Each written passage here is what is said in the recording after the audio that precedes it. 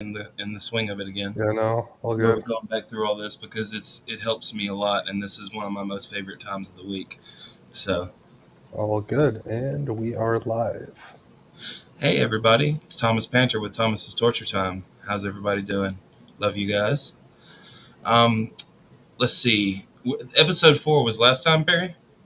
Yes, so this is Okay. 5. And I'm not going to go over what we've covered because you can go back to those previous videos and find out about all that. But I will just briefly say we've talked about defining science. We've talked about scientific explanation. We've talked about justifying science and the problem of induction. What makes a good scientific explanation, what it means to have explanatory power. We've talked about observations, which are inseparable from theories, and things being theory laden or interpretations being theory laden, um, which it can be argued that all observation is theory laden. If you want to know more about that, go back to episode 3. We got into the purpose of science, which is realism and anti-realism. Are we seeking real truth, or are we aiming at what is approximately true, or are we aiming at not even the truth? We're just aiming at what's useful and helpful to us. That's realism and anti-realism. We talked about that. We talked about the values of science. So now today we're going to probably go over some history, some pre-modern, modern, and just the logical positivist movement. And we'll talk a little bit about Thomas Kuhn. He's not the end all be all by any means whatsoever, but he is important to cover because of the way he looks at his paradigms. And if we have time tonight, we're going to talk about naturalisms or physicalisms, axiomatic assumptions, and what the difference is between naturalism and physicalism. But we'll get there. So, how is everybody tonight? We got anybody else with us up here? Is it just me and Perry? Yeah, we got a few people. Tree, Wise, Hohenheim, you guys here? Can bring you guys up if you want, No, you or don't have to bring. I was just making just sure everybody's here and listening and ready to go. yeah, Because just say I'll go something, you for a guys, little if bit. you guys If wanna. somebody wants to You jump in guys for a wanna. second, they can jump in. But we are going to try to cover the material. Yep, just holler at us if you guys have something to say on that. But yeah, I guess try and keep it moving for the most part, right? Yeah, we're just going to keep it moving right now, and if we get to a point of Yeah, yeah, yeah. conversation, we can do that. Yeah, we could hear you, Tree. But yeah. So, but we'll get you up in a little bit. All right. So, not to cover too much on what we have gone over because we have beat that dead horse to death. Let's talk about so the origins of philosophy obviously go back to Plato and Aristotle. Um, they distinguish the forms of approximate and exact reasoning set out by deductive and inductive inferences. Also analyzed reasoning by analogy. Um, Abductive wasn't. See, that's it says the scheme of abductive, deductive, and inductive, and I think abductive was made later. It Let's see. was Logical in inference. 19th Charles Sanders century, Peirce. or 19th century by Charles Peirce. Yeah. Yeah, yeah. So I don't think they were thinking about abductive reasoning because they didn't have the scientific method back then. So it was a twofold schema of deductive and inductive inferences, and also analysis by analogy. The 11th century Arab polymath Ibn al-Haytham, I think that's correct, conducted his research in optics by way of controlled experimental testing and applied geometry, especially in his investigations into images resulting from the reflection and refraction of light. So this was the 11th century. The Arab polymath, he was doing the scientific method, right? He was. That's crazy. So, like most things, like all good math and all really good science, a lot of it comes from the Middle East. You know what I mean? That's a big thing to notice is that a lot of huge thinkers come out of the Middle East and India, um, two big places that you'll notice a lot in the history of the world in terms of science. So let's talk about Roger Bacon, not Sir Francis Bacon, but Roger Bacon from 1214 to 1294. He was an English thinker and experimenter heavily influenced by the same Al Haytham. Al Haytham, yeah. It's Al-Haytham. You think you could pronounce that for me? Haytham, Haythem. Yeah, Al Yeah. Haytham. Yeah. You think Al Haytham? Yeah. I don't want to say it wrong. Anyway, uh, so he was influenced by Al Haytham, and he's recognized to be many of the father of the modern scientific method. This is Roger Bacon, 1214 to 1294. His view that mathematics was essential to a correct understanding of natural philosophy, as it was called, was about 400 years ahead of its time. So thank you, Roger Bacon. Um, Francis Bacon, however, no direct relation to Roger, who lived 300 years earlier, was a very important figure in the philosophy of science at the time of the scientific revolution, which was slightly before the period of the Enlightenment, which was still technically the scientific revolution. It was just building off of that economically and politically and systemically. So, in Francis Bacon's work, the Novum Organum in 1620, it was an allusion to Aristotle's Organon. Bacon outlined a new system of logic to improve upon the old philosophical processes of syllogisms, because up until that point, that's pretty much what they had. Bacon's method relied on experimental histories to eliminate alternative theories. In 1637, René Descartes established a new framework for grounding scientific knowledge in his treatise, Discourse on Method, advocating the central role of reason as opposed to sensory experience. By contrast, in 1713, the second edition of Isaac Newton's Principium Mathematica argued that hypotheses have no place in experimental philosophy. In this philosophy, propositions are deduced from the phenomena and rendered general by induction. Yeah, see, that's the problem. Is you can't argue from the specific to the general. That's a fallacy. Um, you can go from the general to the specific through deductive logic, but you can't make induction and then get to the absolute truth through generalization. So I disagree with Isaac Newton on that. What do you think about that, Perry? Can you assume certain things, even if it's not going to be absolute specificity from, uh, or I'm sorry, Well, you like can't go from specific to general, right? you can't So make an inductive observation and then generalize from that inductive observation and say, well, I can light a match on Earth, so I must be able to light a match in outer space too. I see. You get it? So, do you, Okay. yeah, you Yeah, follow that, right? yeah, Does that that seem makes pretty sense. logical? But then, Okay. so give me an example though, then from general to specific, real quick. Deductive reasoning. Um, if we agree the premises are true, if P then Q, P therefore Q. Mm, okay. Yeah, I mean, I get that. I get that. What was the That's general? how And we then go from something general. That's how we take the general information that we've gotten through induction, plug it into some premises, and then output a conclusion. Deductive is just a method. It's and just the we methodology of can't do that inference. with the specific to general. We can't plug it into a set of assumed No, you premises. can't do that because you're if you generalize from a specificity, what are you going to point to? It's basically generalized to everything, right? Well, can't we put it like again, like if we acknowledge that We it's a do generalize. okay. What I was saying is, people make inductions, they make observations, which they use inductive logic to make those observations, and then they are what did I just say? Damn it! It slipped my tongue. Oh well, it's the price we pay. Can't we take the match scenario and just acknowledge that it's assumed and then pose a probability on it, some arbitrary probability, like, oh, well, we could do this I here mean, in a the jungle. probability of a match lighting in space. I mean, you could probably find some pocket of space to light a match in, but uh, If the we didn't probability of lighting a know, match in but space is sure, is zero. if we didn't know anything about space, though, like let's say we're back in the time of, Bacon, Roger Bacon, 13th Mm-hmm. century, and Yeah. we don't really know much about space, right? I mean, we think that it's water, and it's water around a firmament, for example. Mm-hmm.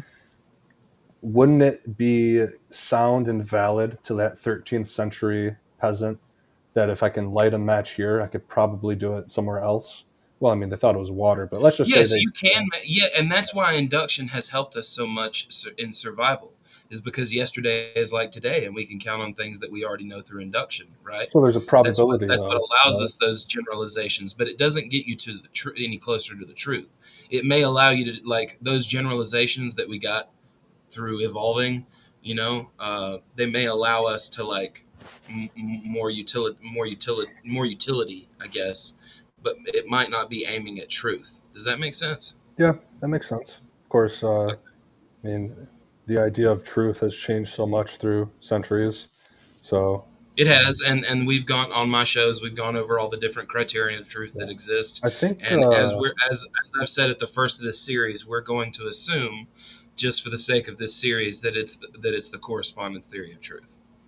Well, yeah, okay. I'd say it's a little bit of both, but mostly correspondence, What do you mean? probably. What do you mean both But what? well, a few actually. This is just me, but I think there is some rationality, some coherence that goes with it, along with correspondence. They kind of work in tandem, along with Well, I pragmatism guess and I guess everybody's using a little bit of everything, but I mean, yeah, I wouldn't go with coherence mainly because the beginnings are arbitrary.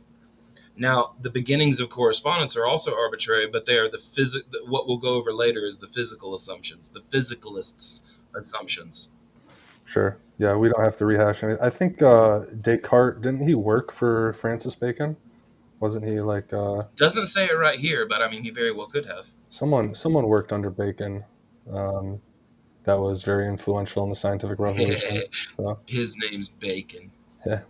I would love to have the last name Bacon. That sounds dope. Two Tree, people in the history of science have the name Bacon. That's what's up. Tree, did you have anything to say? Because I need to go to the bathroom real quick since I didn't go before. Um, Yeah, go ahead, Trey, if you'd like to add I don't something. know. I don't know if she's here. Okay. Well, I can go on with what I was. Go ahead. Yeah, yeah.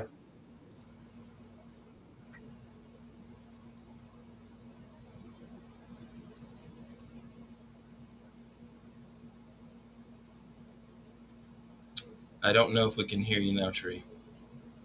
Testing, testing, 1 2 1 2. Perry had to run away for a second, so we're just gonna to Bacon. Yeah, let me change my last name to Bacon too. That'd be great. I can hear you now.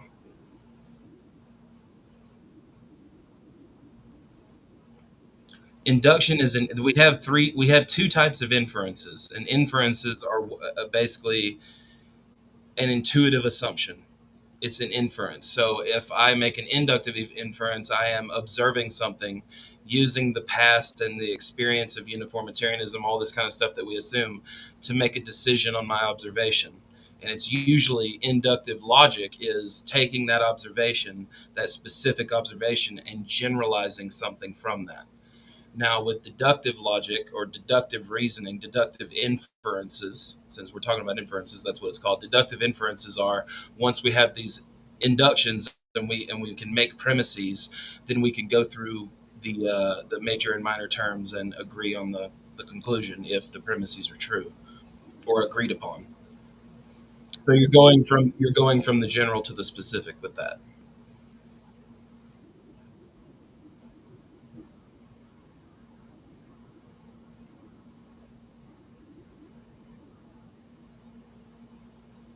Yeah, that would be a guess. Yeah, that would be your best educated guess on the matter. Correct? No, no, no, no. That would be abduction. Abduction is to the best possible guess. It was made by Charles Sanders Peirce in the 19th century, and he had talked about it being like a detective solving a crime. So basically, it's just inducting and then immediately making the best possible system of guesses that your education and understanding and ignorance allow.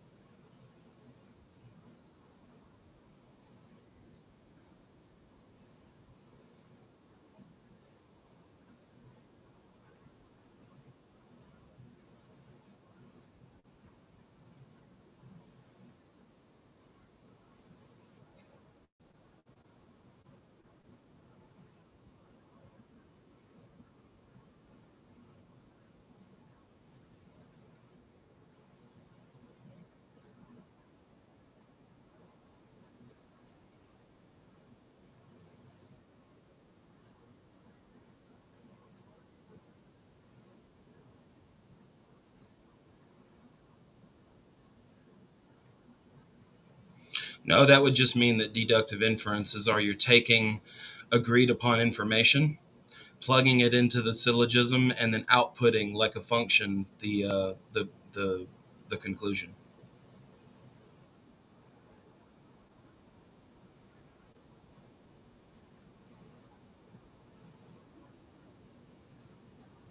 Well, I would say logical statements that would be sound. Valid goes to the structure of the argument. Soundness goes to the truth or accepted truth of the propositions.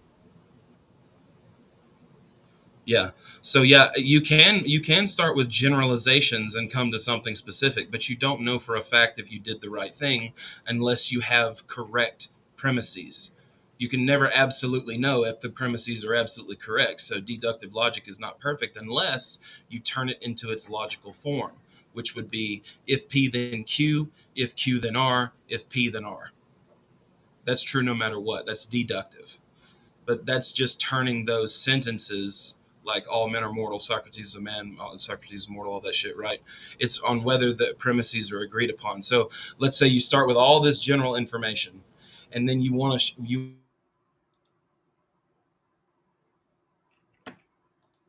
Thomas? No, Thomas, come back.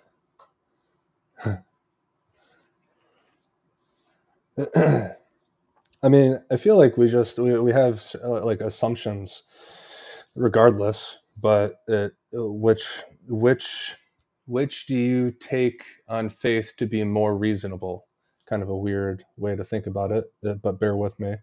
Um, so do you take the agreed things that we see through empiricism? Do you take the agreed propositions that we create through rationality? I mean, you've heard my statements on empiricism and how much of a principle first principle that I put on it.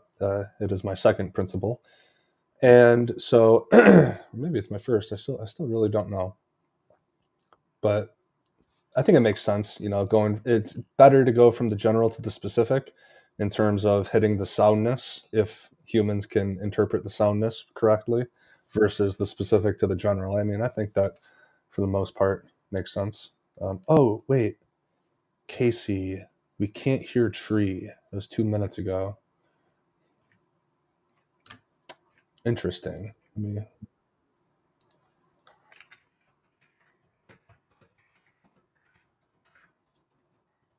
we've been hearing you fine, and you're up. Oh shit! There we go. Now we should hear you. Okay, but it's just us for now. Let me go ahead and throw Thomas another. And I'm sure Tree, Oh man, Thomas's internet might have gone out because he's not even online. Anyway, we'll figure it out. You know, I assume a little bit about Thomas Kuhn. Yes, no, maybe. No, I know nothing about him. Sorry. Okay, so I did an interview with this guy Philip Kitcher who worked with Thomas Kuhn. Um, Mhm. Thomas is back. Let's go. We won't get to the Thomas Kuhn just yet since the real Thomas is here. Yep. Can you hear us? I'm sorry, I cut out. The internet just fucking died Yeah, no, right you're in the good. middle of me talking. Uh-oh. We need some better science for Thomas in his PC Mm-hmm. or Some his sort of logic router. circuit probably broke. But so um, the thing with Kuhn, the whole idea that is attached to his name, which apparently he didn't even create, is called a paradigm shift. And again, he apparently didn't even call it Old. this. This is getting really fucking old, dude. Yeah, Makes me want to all good. curse my fucking internet provider, dude. Go ahead. This is fucking stupid. It may happen again. I don't know. It just keeps on cutting Yeah. out. Absolutely ridiculous. Is Had, Starlink had had all day to cut out. Had all day, and now it starts cutting out. is Starlink messing up with the bandwidth, or what's that game called? Is it called Starlink? Starlink. Yeah, that's the fucking uh, uh, That's Elon Musk's Tesla shit. dude. Whatever his name. Yeah. SpaceX shit. Yeah. Um, no, I'm sorry, Tree. I got cut off completely when we were talking about inductive and deductive reasoning. I'm sorry. No worries. It's not a perfect system. Inductive and deductive logic aren't. That's why we have science. Abductive logic can work when you are attempting to make a quick, educated guess about the. It's you're not going to experiment or do deductive syllogisms on it. You're just going to make a quick inference to the best possible explanation that you know of or that your Hmm. group of people know. So abductive may be more of what everybody's doing anyway. Nobody is just strictly doing deductive or strictly doing inductive. We're using all of the information that we have to do all of our deductive syllogisms, and deductive, deduction itself is mathematics. So anyway, the whole point of it is that what was I? Let's see, where were we at? Oh yeah, we were talking about Isaac Newton and his idea that propositions can be deduced rationally from phenomena and rendered general by induction. Um, let's see. In particular, later in the 18th century, David Hume would famously articulate skepticism about the ability of science to determine causality, and gave a definite formulation of the problem of induction, which we've covered on the other episodes. The 19th century writings of John Stuart Mill are also considered important in the formation of current conceptions of the scientific method, as well as anticipating later accounts of scientific explanation. That's what I'm talking about, John Stuart Mill, my fucking pragmatist motherfucker. Hell yeah. Doing science before science was really science. Fucking right. That makes me like that dude a lot more. Well, I I wonder thought if he was an asshole. he You was think big he was on an asshole? utilitarianism, right? Yeah, yeah. Yeah. Yeah, Mill was the super ugly looking guy. Looked like he got run over by a train. Um, but he was the principal utility guy, right? Or am I thinking about? No, Well, Leibniz wasn't principal utility. It was Mill. It was Mill's utility, right? yeah, yeah. I don't Yeah. know if Leibniz had anything with utility, but I know that Mill was a utilitarian. Oh, But yeah, that's for right. His predecessor was Jeremy Bentham, right, and and he's he the was utilitarian. Yeah, yeah, right, yeah, right, yeah. right, right. Yep. Okay. Anyway, so we get an idea of like how modern. Now let's talk about logical positivism. Okay. So, instrumentalism became popular among physicists around the turn of the 20th century, after which logical positivism defined the field for several decades. So, turn of the 20th century, instrumentalism. It's an anti-real position. Me and Tree and Perry could probably say in some way that, especially if with our philosopher caps on, that we are instrumentalists. We use science as an instrument to gain us the most useful knowledge for surviving and thriving. So I can be called an instrumentalist. I think a lot of people can, because it's probably the most pragmatic theory of anti-realism that exists in the philosophy of science. Logical positivism accepts only testable, empirically verifiable statements as meaningful. It rejects metaphysical interpretations and embraces what they called verificationism, which is a set of epistemology that combines empiricism and linguistics to ground philosophy on a basis of consistent examples. So, seeking to overhaul all of philosophy and convert it to this new scientific philosophy, the Berlin Circle and the Vienna Circle propounded logical positivism in the late 1920s. Interpreting Wittgenstein's early philosophy of language, logical positivists identified a verifiability principle, or criterion of cognitive meaningfulness. From Bertrand Russell's logicism, they sought reduction of mathematics to logic, which is what usually me and Travis end up doing, is following Russell and say, Wittgenstein was correct, but logicism still holds. Logic leads to mathematics, and we can talk about how Gödel's incompleteness theorems may show us that both of those axiomatic systems just fall apart if you try to go too far back into there. You're eventually going to get back, I imagine, to the logical laws of thought, to the absolutes. Um, but me myself, I just as tentatively, I am a logicist in the philosophy of mathematics. I believe that logic directly lies in correlation to mathematics, and that they are both intuited. from nature, because we are nature and we can intuit nature. That's why Pythagoras, sacrificed a fucking what, goat or a ram or something when he An found out the ox. the ox, Pythagorean theorem. It's because he had intuited that from his fingers, dust, and sand and sticks. So pretty impressive what humans can do, especially since we are nature. I will repeat that again. We are nature. We're not separate from it. Um, so logical positivists also embraced Russell's logical atomism, and Ernst Mach's phenomenalism, whereby the mind knows only actual or potential sensory experience, which is the content of all sciences, whether physics or psychology. So I think phenomenalism is what I talk about all the time.